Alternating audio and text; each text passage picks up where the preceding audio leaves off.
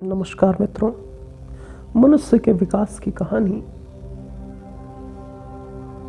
उसके शारीरिक विकास की कहानी तो है ही, साथ साथ मनुष्य जानवरों से मुख्य रूप से इसलिए अलग हुआ क्योंकि उसमें चिंतन की प्रवृत्ति ने जन्म लिया। यह चिंतन की प्रवृत्ति शुरुआत में अस्पष्ट हुआ करती थी। इसमें कल्पना प्राधान्य हुआ करता था, इसमें अतार्किकता थी। फिर धीरे धीरे सुव्यवस्थित एवं स्पष्ट चिंतन पैदा हुआ और सही रूप में मनुष्य बनने की शुरुआत हुई।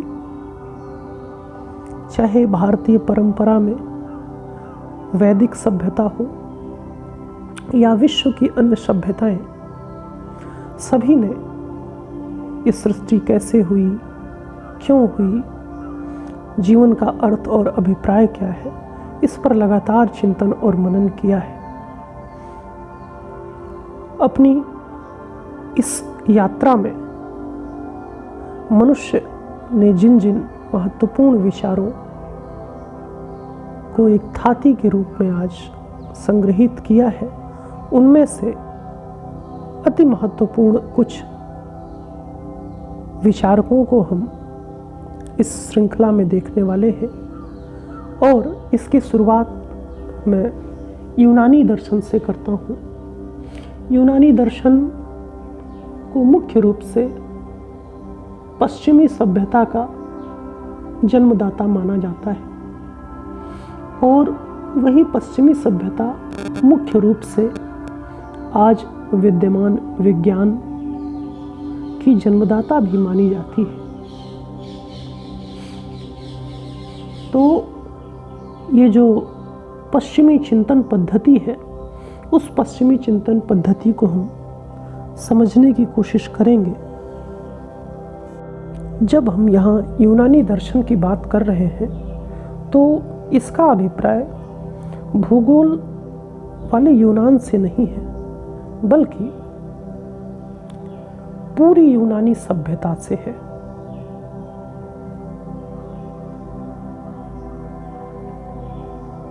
यूनानी दर्शन को मुख्य रूप से सुकरात से शुरू हुआ माना जाता है, किंतु सुकरात से भी पहले यूनानी सभ्यता विकसित रूप में थी और वहाँ दर्शन के विचार प्रणालियों के सुव्यवस्थित स्कूल हुआ करते थे। सोफिस्ट सुकरात से पहले थे।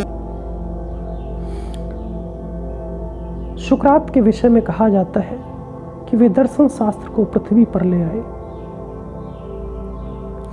यूनानी दर्शन को मुख्य रूप से हम 3 भागों में बांट सकते हैं। जैसे मनुष्य के जीवन में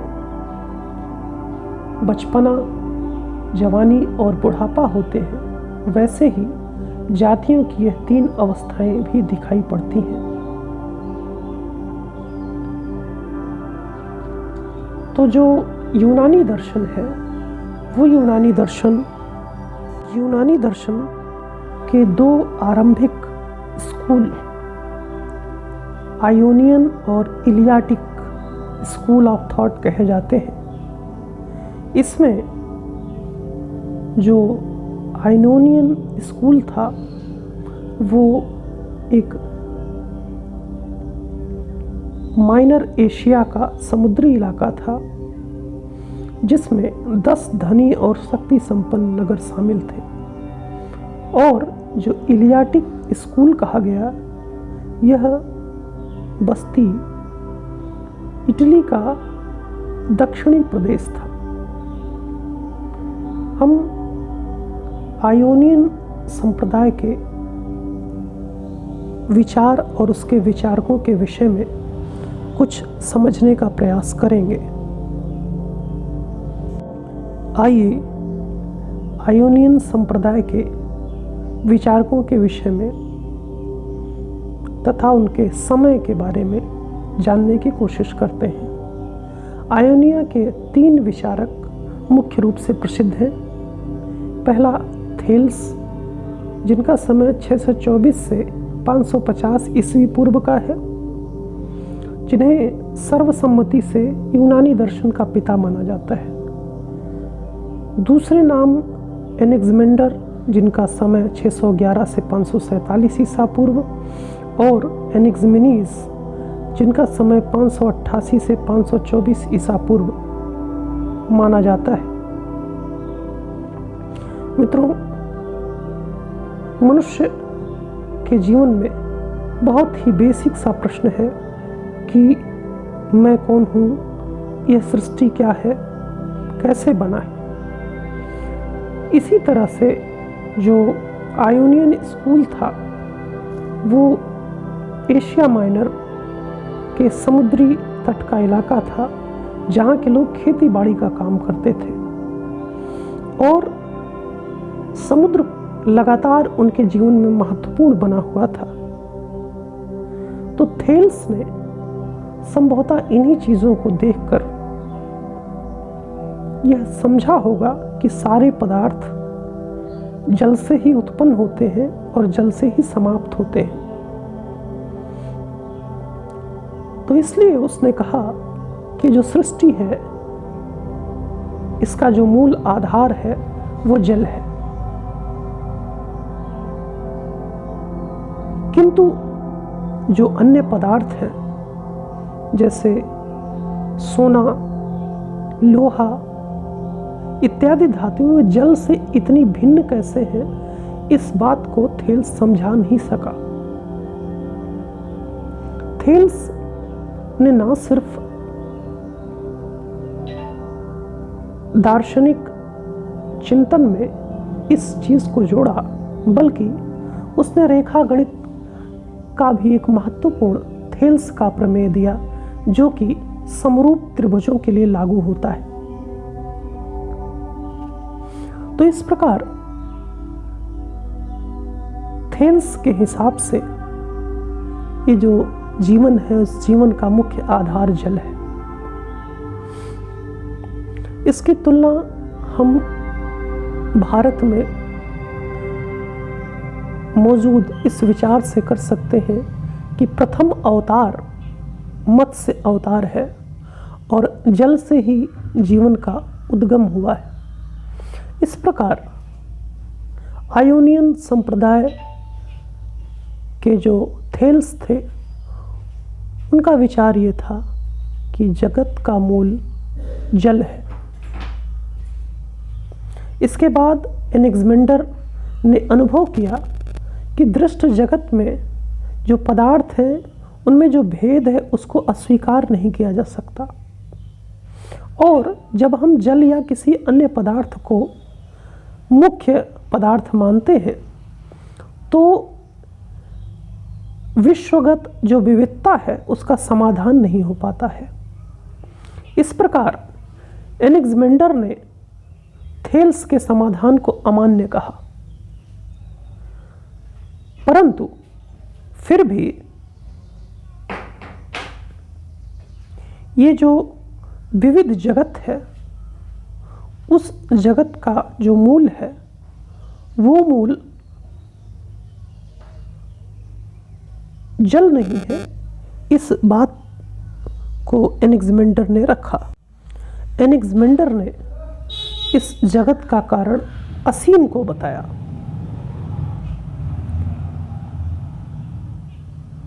किंतु फिर भी यह दार्शनिक प्रश्न बना ही रहा कि एक और अनेक कैसे एक से अनेक हुए, या अनेक के मूल में कैसे एक है। इसके बाद एनेक्समेनीज का समय आता है। एनेक्समेनीज ने अव्यक्त को विकास का आरंभ करने में असमर्थ पाया। जिस असीम का जिक्र एनेक्समेंडर ने किया था और थेल्स ने जगत की उत्पत्ति में मूल तत्व जल को बताया था, एनेक्समेनीज दोनों का खंडन करते हुए जल के स्थान पर वायु को मुख्य पदार्थ बताया। और वायु को ही ठोस, द्रव और वायव्य अवस्था में फैला हुआ बताया और इनकी सघनता और विरलता के आधार पर उसने तत्वों की व्याख्या की। इस प्रकार एनाक्सिमेनीज ने वायु को, जो दिखने वाला जगत है, उसका मूल कारण बताया और जो प्रकृति की विविधता है, उस विविधता के लिए उसने यह उदाहरण ढूंढा कि जो विविधता है वो वस्तुतः सघनता या विरलता है। जब विरलता कम होती है तो गर्मी पैदा होती है और इसके बढ़ने से सर्दी पैदा होती है। वायु ही विरल होकर अग्नि का रूप धारण कर लेती है और वायु जब इस अग्नि को उड़ाकर बहुत ऊंचा ले जाती है तो यही अग्नि तारों का रूप धारण कर लेती है।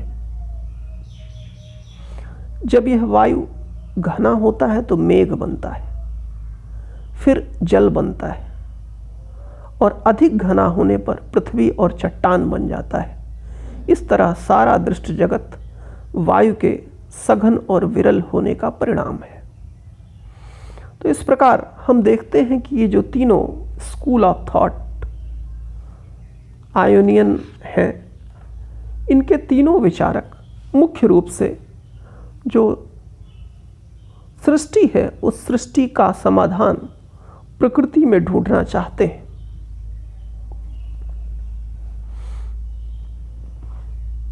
अगली कड़ी में हम इसके बाद आने वाले स्कूल पाइथागोरस और इलिया संप्रदाय पर विचार करेंगे। नमस्कार।